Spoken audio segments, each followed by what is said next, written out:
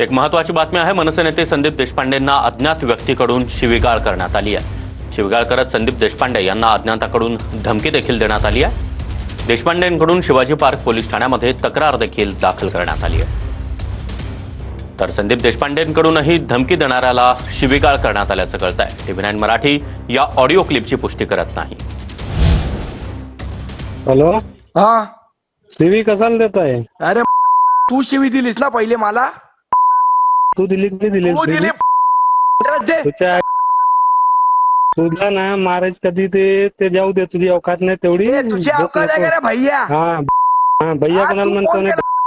चल तुला हा. पत्ता दे, उद्या येतो। तुझ्या हिंमत असेल तर उभा राहा आणि तिथे हा तिकडेच येतो ना मी। कसा तुला ये ना, मी माझ्या येऊन घरी समोर येतो। भेट। चल बघू हा, तुझ्या येतो, हिंमत येतो। किती येते। हा ठीक आहे, येतो। हा ये।